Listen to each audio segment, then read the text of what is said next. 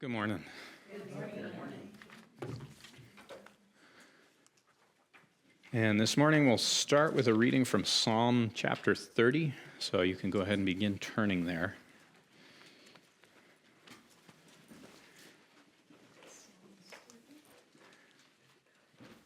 So we are back in the book of Numbers, where we left off. We left off at the end of chapter 6, which is the Aaronic blessing, and we'll be picking up in chapter 7. And there's a little bit of time travel that happens, not in the Bible, but from our perspective. So a quick review. So we're going to be reading Psalm 30, and then we'll move over to number 7 for the message.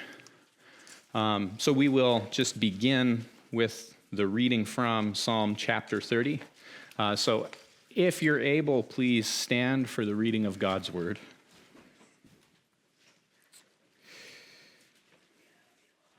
A psalm, a song of dedication of the house, a psalm of David. I will exalt you, Lord, for you have lifted me up and have not let my enemies rejoice over me. Lord, my God, I cried to you for help and you healed me. Lord, you have brought my soul up from Sheol. You have kept me alive that I would not go down to the pit. Sing praises to the Lord, you, his godly ones. Sing praises the mention of his holiness. For his anger is but for a moment. His favor is for a lifetime. Weeping may last for the night, but a shout of joy comes in the morning. Now as for me, I said in my prosperity, I will never be moved. Lord, by your favor you have made my mountain to stand strong. You hid your face, and I was dismayed. To you, Lord, I called, and to the Lord I pleaded for compassion. What gain is it in my blood if I go down to the pit? Will the dust praise you? Will it declare your faithfulness? Hear, O Lord, and be gracious to me.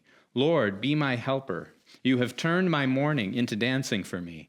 You have untied my sackcloth and encircled me with joy, that my soul may sing praise to you and not be silent.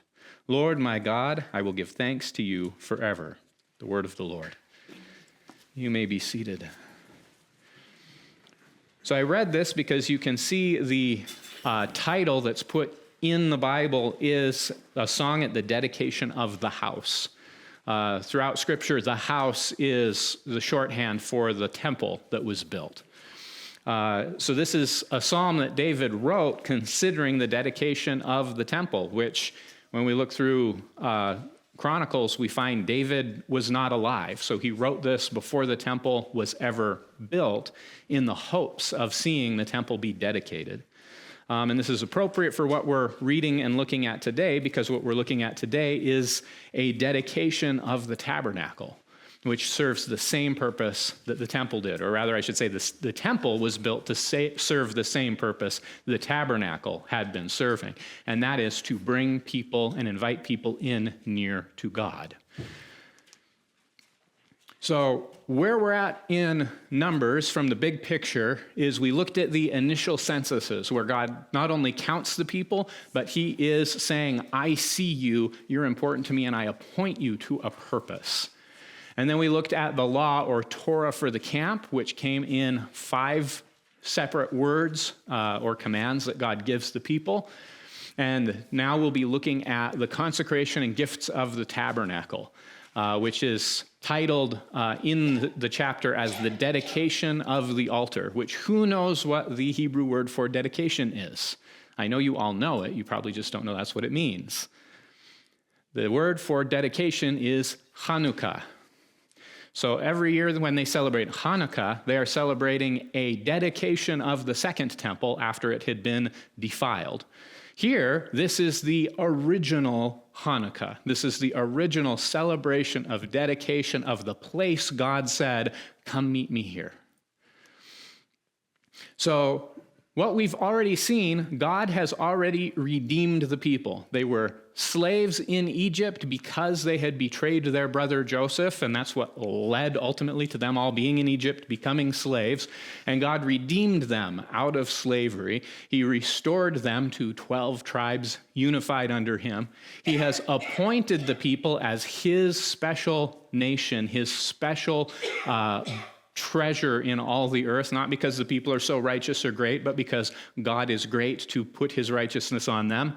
And then he is instructing the people, giving them, that's a better translation for the word Torah, is instruction or teachings. It's often translated as law, but as we'll see here, God's laws are different from people's laws. The goal is not to create a list to make ruling convenient for God. The teaching or Torah of the camp that we saw is that the first one, it sounds brutal. He says, put the lepers outside the camp. But what we see is that in God's presence, there is healing, that the sick have hope for healing. They're not put out of the camp forever. They're put out of the camp so they would turn towards God and hope in him. And this is important because sickness throughout Scripture is a metaphor for our unrighteousness. That we were, just like the human body is not meant to have a fever of 108 degrees all the time. That's a sickness. It's not working right. In the same way, we were not made to serve our own selfish desires. We were made to reflect God's image into his creation. And when we are failing to do that, we have a sickness in our soul and we need healing. And it's good news that God has hope for healing. He's inviting us to be healed and come into him. We see that sinners have hope for forgiveness, that if you go astray in any of the ways that people are unfaithful, there are sacrifices. God has a way that he's paved for us to come back in. And for us living after Jesus, we have the privilege of having seen the fullness of God's plan for forgiveness in the sacrifice of Jesus Christ. That in Jesus there is the sacrifice that takes away our sin and unfaithfulness and imparts God's righteousness to us with his free gift. And it's no different from the Old Testament to the New Testament. It's just we see more fully God's whole plan in in the person of Jesus Christ. The next Torah of the camp is a weird one about hidden adultery, where you have a woman who commits adultery and it's hidden from her husband's eyes and you can't find the man she committed adultery with, so you can't punish her because the way the law is written in Scripture, if someone commits adultery, the man and the woman must both be punished. You can't just do one. And so it's this secret thing, and God gives a procedure to take her to the tabernacle, and he will be the judge for the hidden adultery. And I have in parentheses idolatry, because again, throughout Scripture, adultery is a picture of how God sees idolatry in our lives. That we are made to love, serve, and reflect him. And when we dedicate ourselves to anything other than God, when we take the altar of our heart and dedicate it to something that's not him, even a good thing, that is idolatry, and it is like we are cheating on God. But it says that he sees the hidden idolatry, the hidden adultery, and he will judge. And then we see the fourth one is the Nazirite vow, which Nazirite, it means untrimmed. It's the same picture for untrimmed vines as it is for untrimmed hair. And we saw that this is a vow of living out of season, where it gives someone the option to go above and beyond and set themselves aside for a period of time to be dedicated to God. It's not always like Samson, who was a lifelong Nazirite. It's usually for a period of a few months. But you can set yourself aside, and it's as if you become a priest. It's like you're living in between earth and heaven, not quite in the seasons of earth, but you're not quite in heaven either. But you're looking forward to the closeness of God, and there's a way for you to experience that a little bit right now, because that's how our hearts should be oriented. We should be continually out of season in our heart, not fully delighting in the things of the world, but looking towards the things of God. And then the final command in this teachings of the camp, and it is a command, is to bless the people. That the priests are commanded to bless the people. And this really highlights what is the purpose of a priest? What's their job? Their job ultimately is to draw people near to God. That all of this temple worship is about getting people close to God, in proximity to God, in relationship to God. That's the priest's job. And so God commands they must bless the people, and the blessing is being near to God. So we'll review. This is the last thing that we covered before this chapter starts in Numbers 6, 24 through 26.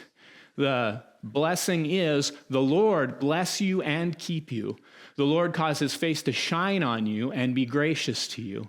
The Lord lift up his face to you and give you peace. So in this blessing, God looks, and we've seen this theme of the good eye and the evil eye throughout this book, that when a thief steals, he has to restore 4 times as much as he stole. Not the same that he stole, which would be restorative, but he gives even more because he looked to that person, looked at his things, and saw him with an evil eye. He said, I am going to take from you for my benefit at your expense. I do not love you. And God says, no, you have to reverse that. So now you're going to look to him and not only restore what you took, which would be restoration, not only give double, which would be punitive, but to then do that a second time. You do the punitive action twice to show, I am no longer looking at you for evil, but I am now looking at you for good. I have turned my evil eye from you and I look to you with my good eye. And what we see in this blessing is God looks twice with grace and with peace. God has 2 good eyes for you, an eye full of grace and an eye full of peace. There is no evil eye from God to you. There's only us refusing the grace and seeing God's peace as evil. And that's the sickness of our heart that needs to be healed. And there we loop back around to the beginning of the teachings of the camp. So God's blessing ultimately is close relationship with him. This is described in the last verse of chapter 6 as, this is how you shall put my name or invoke my name on the people. That the nation of Israel was meant to carry God's name. That's the language of an inheriting son who is dear to his father's heart. So the blessing ultimately is close relationship with God, and this entire tabernacle and then later temple experience is meant to create a physical series of experiences to draw you spiritually close to God. Jesus will ultimately teach us that it's not about which mountain, it's about worshiping in spirit and in truth, honestly seeking to be close to God. And we see that Torah is the training wheels, but it's weak. It's weak because it provides a series of physical interactions. And for us to interact physically, what do we have to have? A physical body. And our flesh, is it strong or weak in the things of God? Our flesh is weak. So it is taught in the New Testament that the law is weak in that it relies on our flesh to participate, to draw us near to God. But Christ heals our hearts. He comes and handles us directly spiritually, not through the flesh, but he addresses us as spiritual. And when we see him as the spiritual answers to our spiritual sickness, not just an answer to physical illnesses or physical lack, but to our ultimate spiritual need of being restored to closeness with God in whose image we're made, he heals our hearts, and he makes us able to truly want and desire the things of God, which is something that you can't do with 100 iterations of a physical ceremony. So Numbers is not primarily a chronological history, and that's part of what makes reading the book confusing to us Westerners. We like our history in chronological order. We like first, and then second, and then third. Give me the timeline, and we'll move left to right on that timeline. That's how we like it, and that's how we expect it, and that is not at all what Moses gave us. So in this chapter, we're actually doing a little bit of time travel. So it's good that we recovered all of the first 6 chapters, because I need you to hold all that in your head and say, that hasn't happened yet. Because Numbers 7:1 says, on the day Moses finished setting up the tabernacle, he anointed it and consecrated it with all of its furnishings and the altar and the utensils. He anointed them and consecrated them also. So when does this happen? I underlined the what we call chrono marker for you, the time indicator. On the day he finished setting up the tabernacle. When is that day? How do we know when that is? Well, the Bible is self-referential, so it tells us in Exodus 40:17, in the first month of the second year, on the first day of the month, the tabernacle was erected. So This is the second year, the first month, the first day.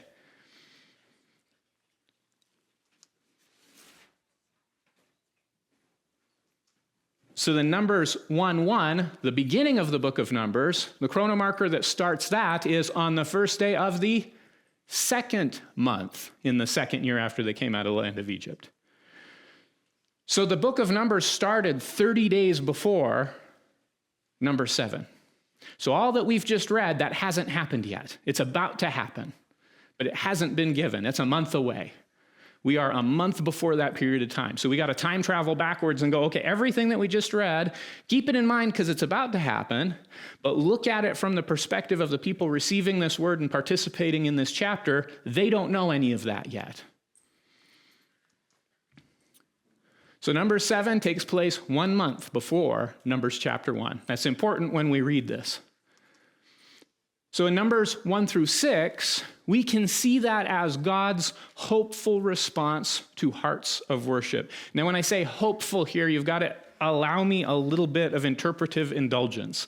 I'm going to address God with human terms here, even though that's not quite how he works in time, okay?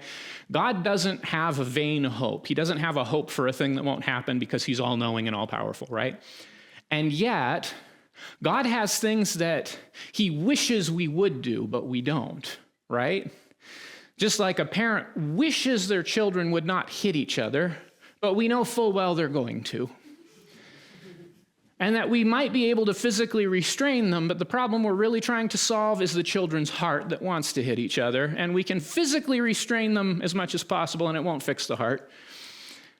And God's giving us Numbers 1 through 6 in kind of that same spirit. He hopes this is how life with Israel will be. This is his desire of his heart, that they're going to set up this camp and they're going to be looking to him in hope in all of their sicknesses. They're going to be turning to him for all of the restoration of all of their sins. They're going to be putting out, not just hiding idolatry and adultery, but putting it out of the camp for good, out of their lives for good. They are going to be living out of season, not counting on the things of the world, but counting on his heavenly blessings and nature. This is what he hopes for, but he knows that's not what's going to happen. He's hoping for these hearts of worship, and 1 through 6 is a response to what happens in 7. 7 is why God expressed that hope to us. He's going, oh, I wish it would always be like this. He's like the groom coming back at the end of the honeymoon going, oh, bride, I loved that time with you. Would that every day of life be this sweet? Is it always going to be that sweet? Will the people's hearts stay faithful? Spoilers, no, they won't. In fact, we see these same people say in Numbers 14, 3 and 4, why is the Lord bringing us to this land to fall by the sword? Our wives and our little ones will become plunder. Wouldn't it be better for us to return to Egypt? So they said, let's appoint a leader and go back to Egypt. So these hearts are going to flip, and God knows that. He's not ignorant to this fact, but he wants to express his love for the worship that they've shown. Which is then a warning for us today. As we see, we're about to see a beautiful expression of worship from the people of Israel, from their leaders. But be warned, feeling alone is not faith. These people feel moved. They feel close, so they're acting close, but they're driven by their feelings, not by true devotion to God. The truth of our faith is not revealed at the mountaintop moments, at the good feelings. It's revealed in affliction. Just like the real nature of your marriage relationship is not revealed at the anniversary dates. It's not revealed at the honeymoon. It's revealed when you're about $300 short for the month, and your kids haven't cleaned their room, and the dishes aren't done, and things are a mess. In the midst of affliction, that's when your marriage relationship really gets shown. Where are you at?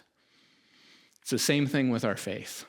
This is why you could take James chapter 1, actually the whole book of James, and just lay it aside this, and they talk to each other. It's beautiful.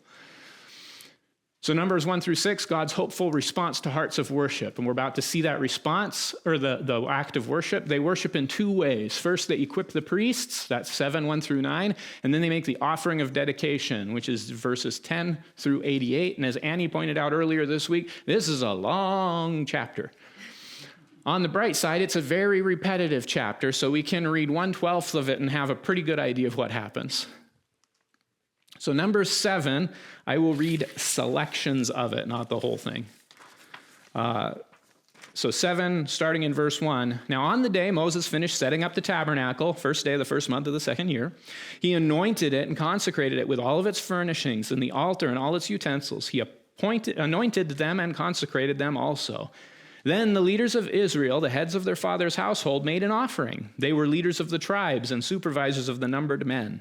When they brought their offering before the Lord, 6 covered carts and 12 oxen, a cart for every 2 of the leaders and an ox for each one, they presented them in front of the tabernacle. Then the Lord spoke to Moses, saying, "Accept these things from them, that they may be used in the service of the tent of meeting." That's another name for the tabernacle at this point in history, the tent of meeting. "And you shall give them to the Levites, to each man according to his service." So Moses took the carts and the oxen and gave them to the Levites. 2 carts and 4 oxen he gave to the sons of Gershon according to their service, and 4 carts and 8 oxen he gave to the sons of Merari according to their service, under the direction of Ithamar, the son of Aaron the priest. But he did not give any to the sons of Kohath, because theirs was the service of holy objects which they carried on their shoulder. So we're going to pause there. So this is that first offering, the offering in service of the Levites. So it takes place on the first day of the first month of the second year, which is important because what happens on the 14th of the first month? Passover, the 14th in the evening, and we get that. It's the second year of what? It's the second year since they left Egypt. Egypt is their time marker. When they are getting ready for Passover, God says, this is to be to you the beginning of days.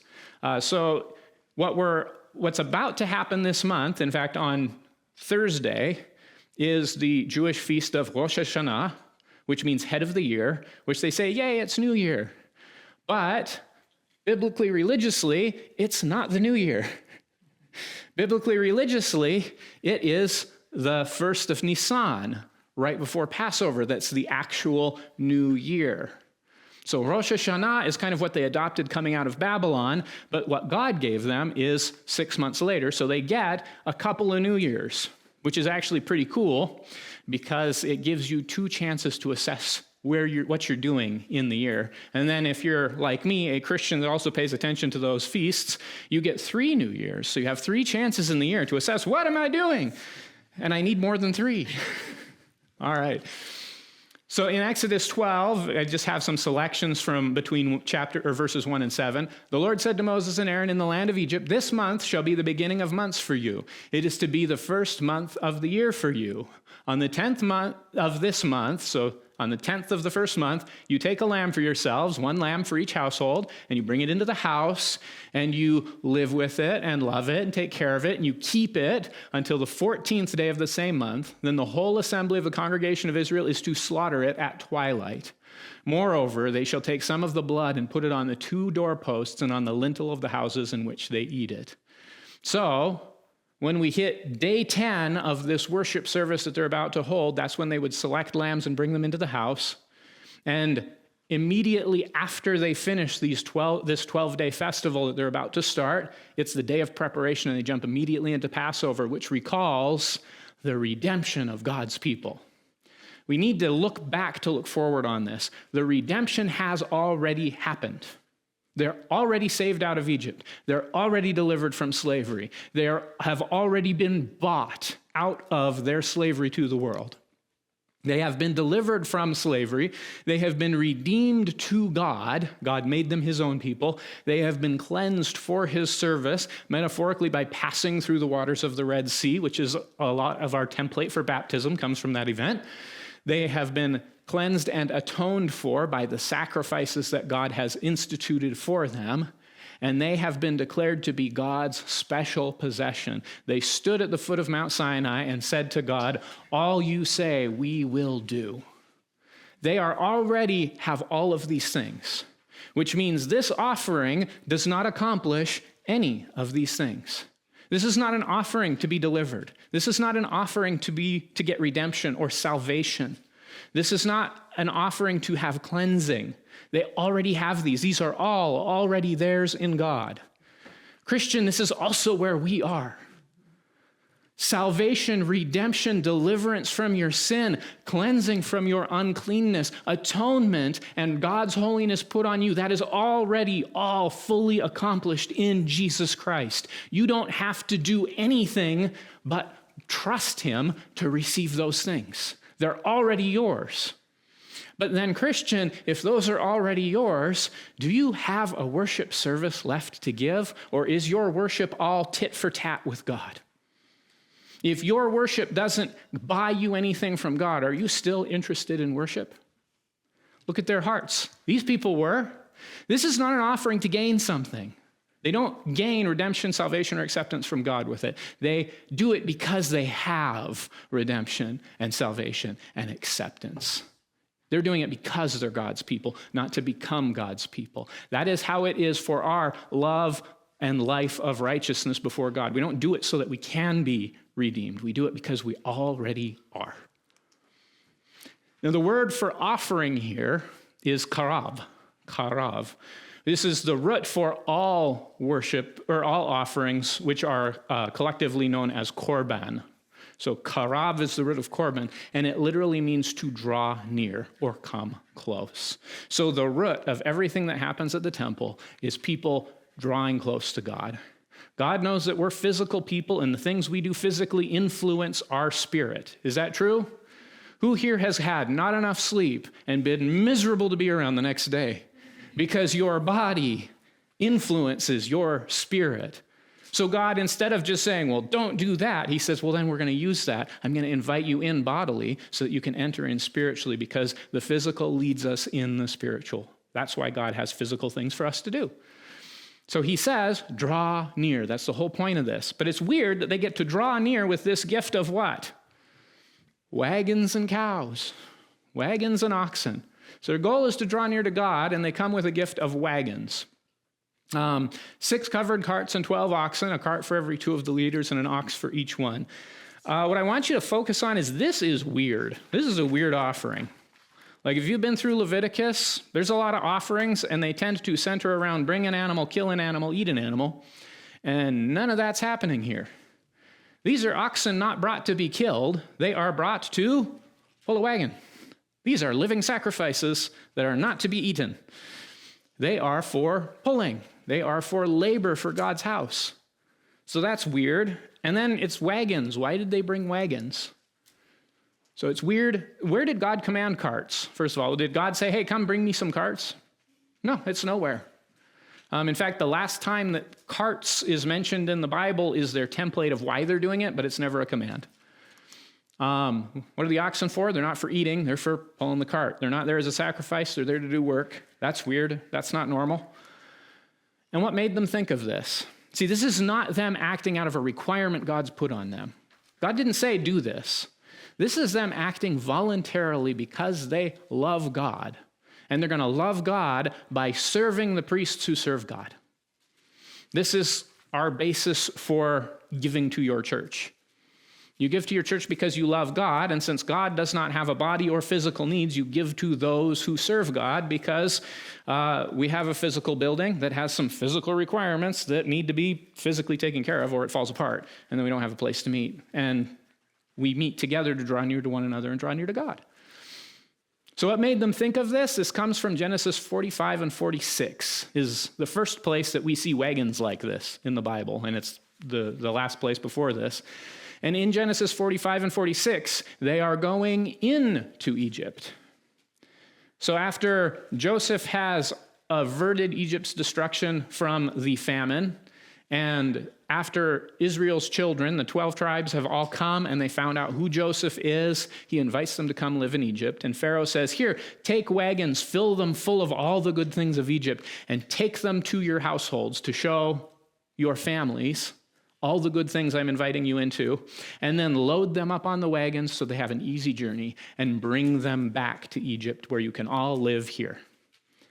And this is the bookend to that. See, that's how they wound up in Egypt, is those wagons in Genesis 45 and 46. So here in Numbers 9, it's going to be 9 where we see them finally actually moving again. So here, as they're moving away from Egypt, it's a poetic bookend that they go, we came into Egypt in wagons loaded with all the good things. So now we're going to take the good things of God, and we're going to load up wagons with the good things of God, and we're going to ride those into the promised land of God. Wagons brought us in, wagons bring us out. Just like we were going into Egypt, we are now coming out of Egypt. It's a poetic bookend. So they bring a wagon to serve the priest to say we're going to carry these valuable things of God into his promised land where we're going to live. That's a beautiful and thoughtful gesture.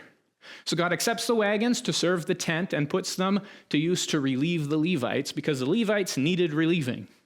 We often don't think about how much work a tabernacle is. The tabernacle is a fairly large tent. It's much smaller than this building, but in tent terms, it's quite big. And so we see that the wagons are not evenly distributed. This could be extrapolated into a general lesson of even is not fair. All right? God associates the wagons according to their duties, not so that everybody gets an equal portion. So Gershon gets 2 wagons, Merari gets 4 wagons, and Kohath gets no wagons. Gershon gets 2 wagons because their duty is the textiles of the tabernacle. A tabernacle is a tent. A tent's made of fabrics. So there's a bunch of different fabrics for the tent and the courtyard, and it's their job to care for it, patch it, pack it up, roll it up, move it whenever the tent moves, and then do all that in reverse order to set the tent up when it's done. And these fabrics, there's a lot of it. We're talking 15 feet by hundreds of feet long bolts. So it's like moving carpets. It's big, it's heavy, it's bulky, so they get wagons. Because have you ever tried to move a carpet just packing it around? It's floppy, it's terrible. A wagon is nice. I'd rather load it in my van than walk it down the street. So that's what they do. Merari gets 4 wagons because they are dealing with the structural elements of the tabernacle.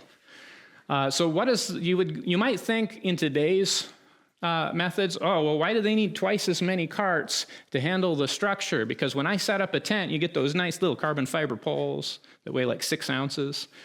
And we're like, well, that's not so hard. But everything in the tent is made of either acacia or bronze, which furniture-grade acacia is roughly the same density as oak, white oak.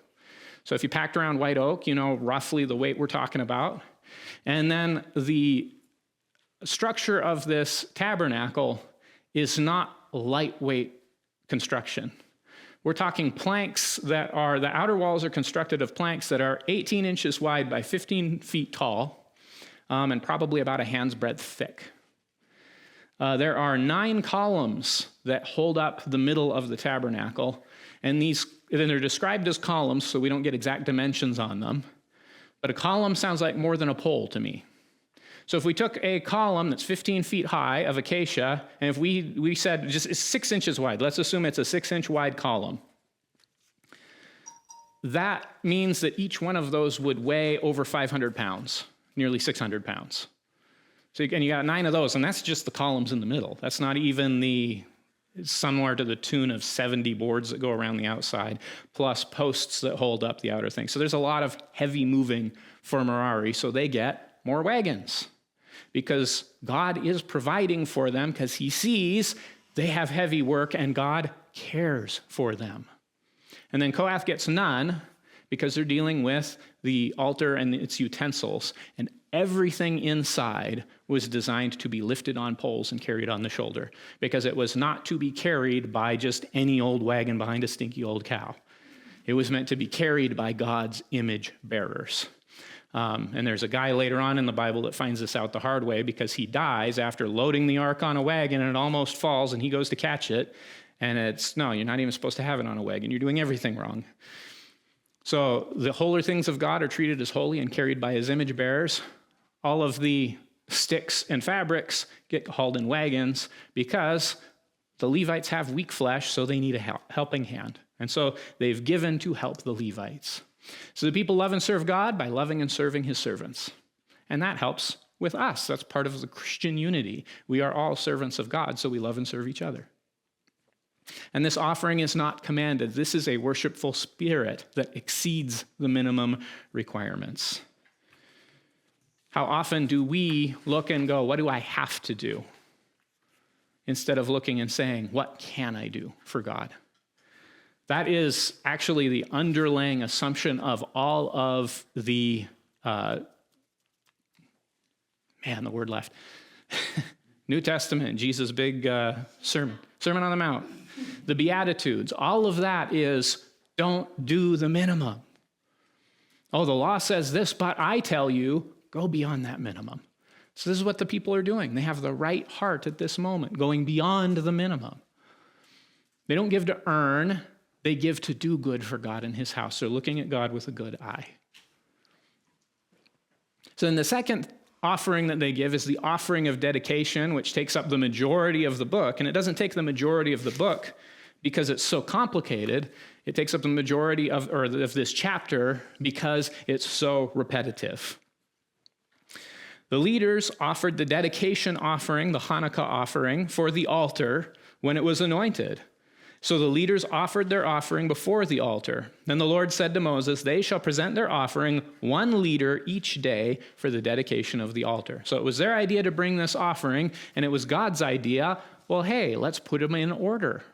So I'll give you the order, and you will come day by day, and every day for 12 days we will hold this dedication festival where you bring your gifts one at a time so that they don't just get lost in the flood.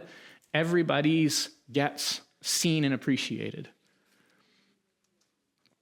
But they are 12 identical offerings. 1 silver dish, whose weight is 130 shekels, and 1 silver bowl of 70 shekels and sanctuary shekels, both of them full of fine flour mixed with oil as a grain offering. 1 gold pan of 10 shekels full of incense. That incense is part of the grain offering. You're supposed to bring frankincense with your grain offerings. 1 bull, 1 ram, 1 male lamb a year old as a burnt offering, an olah. 1 male goat as a sin offering. And for the sacrifice of peace offerings, ziva, 2 oxen, 5 rams, 5 male goats, and 5 male lambs, 1 year old. Those numbers of 2s and 5s speak to your strength and deeds being dedicated to God. You have 2 harms. Those are your 2 oxen, by which you pull the plow of your life. You drive it forward. How many fingers do you have on each hand normally? If you're good with a table saw, you have 5. If you're not so good, normally 5 fingers. So there's 5 rams, 5 male goats, 5. Your hands are full. They filled their hands to bring it with God, and they did it twice. So that's what they're communicating with these peace offerings, which is especially important with the peace offerings because what's different about a peace offering from a burnt offering or sin offering? See, a burnt offering, you burn up almost all of it. There's a couple choice pieces the priests get, but most of the rest just is burned up. It is throwing it to the fire for God. For a sin offering, it's more similar to a burnt offering, but then the priests eat it. So it goes to the priests. With a peace offering, the people eat it. When you bring a peace offering, you're the one that's going to eat it. And you're going to eat it now. The rule for peace offerings is it can't last more than 2 days. And the reason it's 2 days is the assumption is you bring the offering, you eat into the evening, you eat through the night, you forget time because you're at God's table celebrating with God. Who cares if it's midnight or not? Keep going. But then the 3rd day, you can't eat any. You have to throw it all away. So you have to eat it all now. So they bring these, they got to eat it all now, and then the next day, they bring more, and they got to eat it and again and again and again for 12 days. There are 12 literal offerings also. This is not just like a suggestion of, oh, we all brought this and said it's from all of us. No, it's 12 separate, distinct offerings. We know that because Moses does math.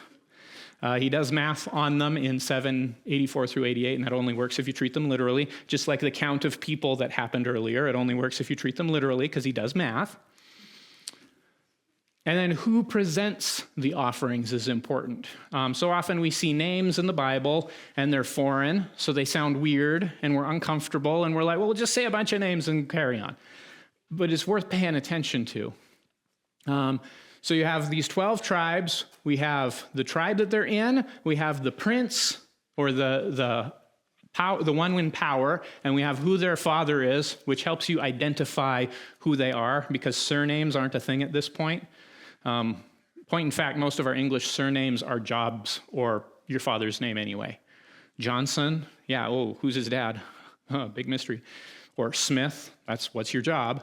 So here, instead of surnames, we say, here's this guy and this is his father, to help differentiate so you know exactly who you're talking about. And I want you to have underlined the tribe of Reuben. So pay special attention. The tribe of Reuben is Elizur, the son of Shedeur. Now, where have we seen these names before? These men should be familiar, and they would be if we, treated them like we treat Western names, but we're not comfortable with them, so we're like, forget it.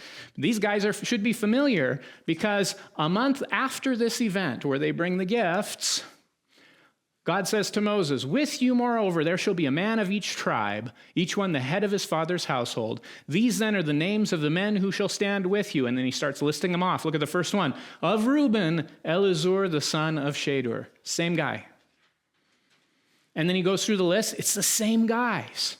God appoints to stand with Moses the same guys that bring the offerings a month earlier. It's almost like God's putting them in position as a response to their faithful worship. They didn't worship in order to get position, but being worshipers, God puts them in position. And this is important for us. When you serve God, God likes it. God cares about you, so he cares about the things you do. It's not that Jesus forgives me, so it wipes the slate clean, and it's not like I ever do anything.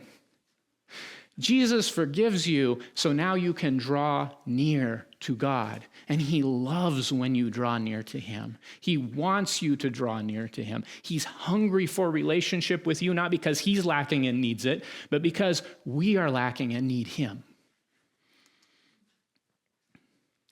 And it says specifically, these are the men who were called from the congregation, the leaders of their fathers' tribes. They were heads of the division of Israel.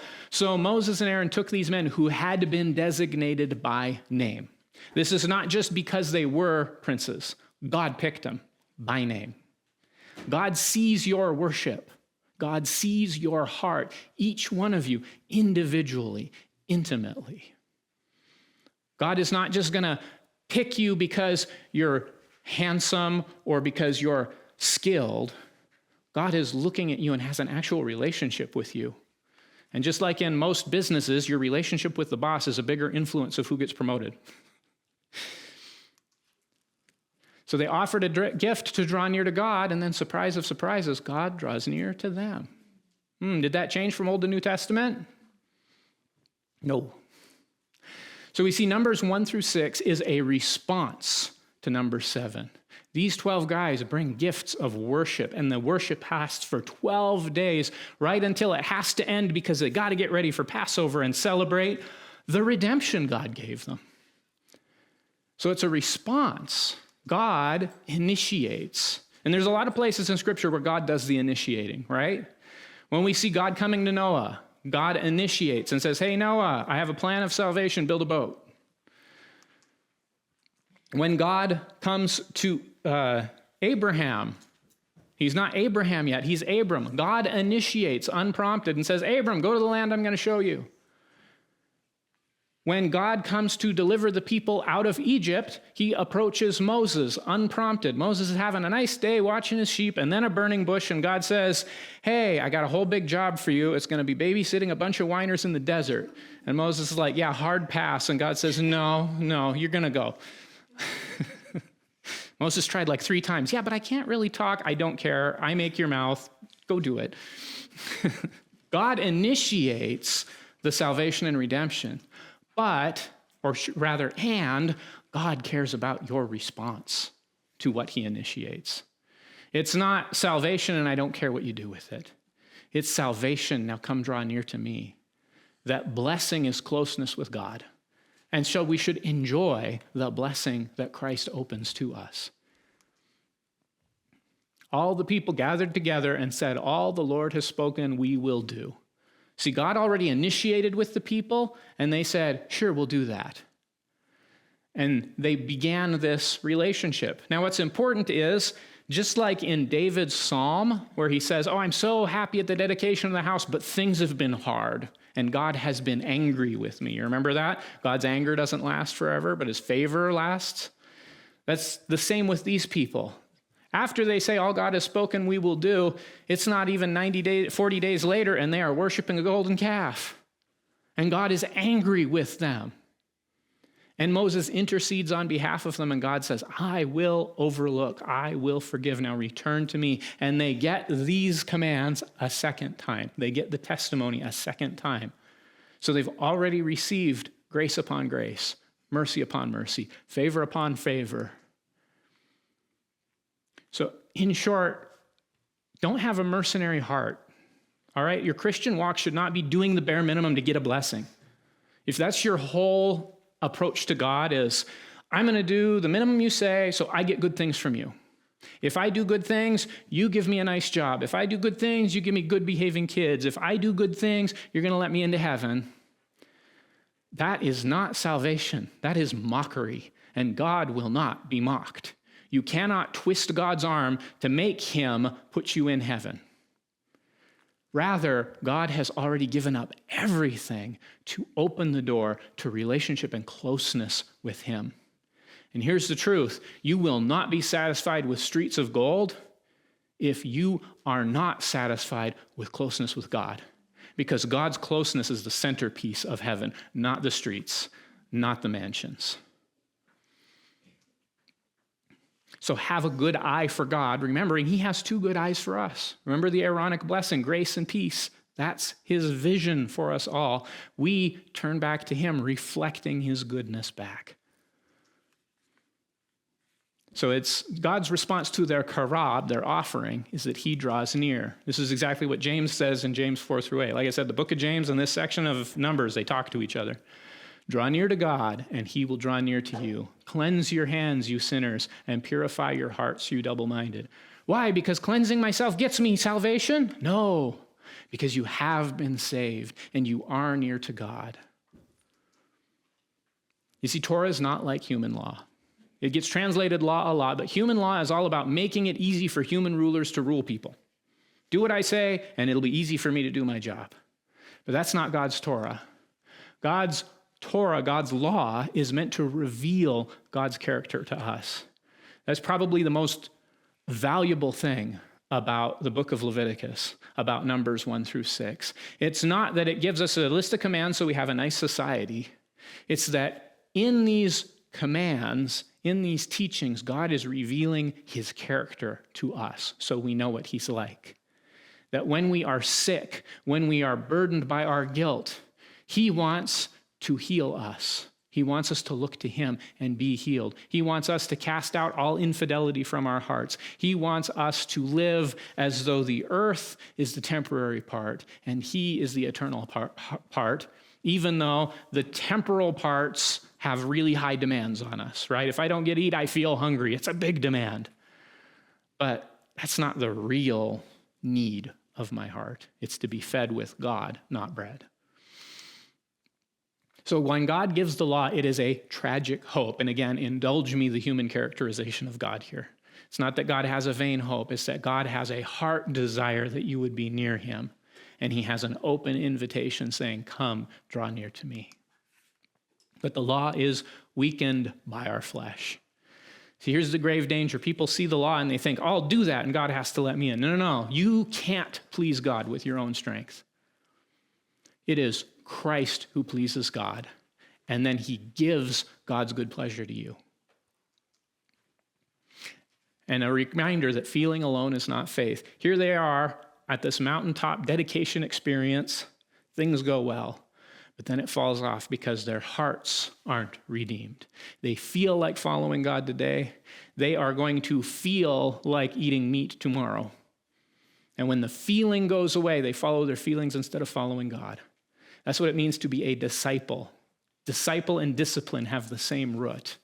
If we are disciples, we are disciplined into following God, even when I don't feel like it.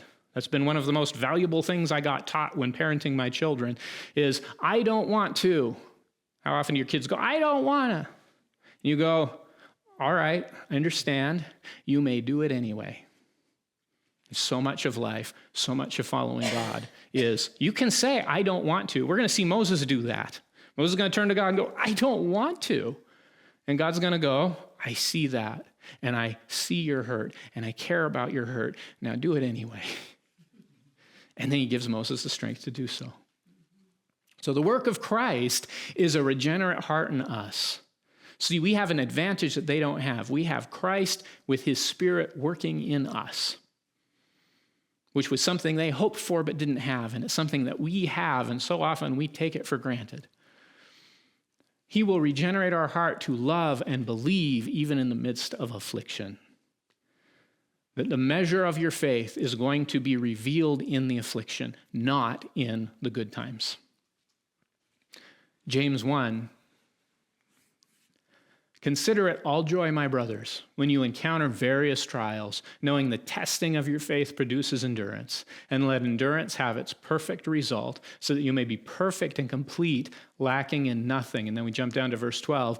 Blessed is the man who perseveres under trial, for once he's been approved, he will receive the crown of life, which the Lord has promised to those who love him. And all too often we want to here's what I've been guilty of in the past. You want to take this enduring trials, and we want to make it big things, like people threatening to burn us at the stake, which is probably not going to happen to me in my lifetime. But it's not that. You know what the trial is that's going to get the people of Israel in trouble next?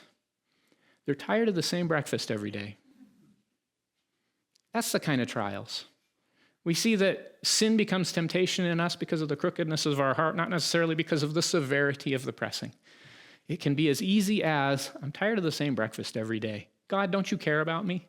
That's what's going to get the people here in just a couple chapters. So don't make this big things. Make this real things that you actually struggle with. Because God sees your struggle, God cares about your struggle, but the proving of your faith happens in, do it anyway. Because we love him. So number 7 is a celebration of dedication. They are dedicating a physical altar. We have an altar of our hearts where we offer up praises to God. So dedicate your hearts. So dedication is Hanukkah, and what's really cool, so what do they do today for Hanukkah? This is the one part like everybody should probably know. You light stuff, right? You take the Chanukiah and you light a candle every day for, as Adam Sandler says, 8 crazy nights. All right? Look at what comes in the beginning of chapter 8. We go from dedication to, hey, Aaron, tend the light. Tend the light because the light is the sign of God's presence. So as we dedicate our hearts to serve God, we should expect to see the light of God's presence. And in the light of God's presence, that's where we live and serve him. That's the meaning of the light of the menorah here in the Old Testament. That's the meaning of the light of the menorah at the Second Temple's initiation. That's the meaning of the light of the menorah in the Hanukkah narrative, which actually happens in the quiet years. That light is God's small whisper, hey, I'm here. Hey, I see. Hey, I'm present with you. The unfortunate thing is that they missed the light that came into the world, Jesus Christ, who was the fulfillment of the Chanukiah. But that's for next week. So for this week, let us seek God and remember it's good to have good feelings, but the human experience is more than just happiness to happiness. The human experience includes sorrow. It includes hardship. It includes heartache. It includes hunger. It includes frustration. God redeemed you to live life to the full. You are permitted as a Christian to live as a whole human being with sorrows and frustrations and anger that we bring and submit to God and dedicate ourselves to him in all those things. And yes, there is also joy and happiness. But God doesn't lay that uncarryable burden of just be happy all the time. that we can be joyful in the midst of affliction, not because we have a big stupid smile on our face, but because we serve the God who sees. Let's close in prayer. Father God, I praise you and thank you. Lord, you reveal to us your truth. Thank you that you do not see time the way we do. Thank you that you can put things together in an order that doesn't make sense to us. And this is why we can trust you. We don't have to understand what's happening. We don't have to be able to see things in chronological order. Instead, we need to see your character, that you are the good and loving God who loves and cares for us. And let us respond to all the things in our life by responding to you in your character. Lord, as we go out from here, I pray that you will be with us and care for us. Lord, before we leave, I pray your blessings over the meal that we're about to share. Lord, I thank you for those who brought food to share, and I pray that you will bless the food, and I thank you for the laborers who've prepared it. And Lord, as we proceed to a business meeting after this, I pray also that you will just give us wisdom and unity as we approach the couple of little matters of business that we have to take care of. In Jesus' name, amen.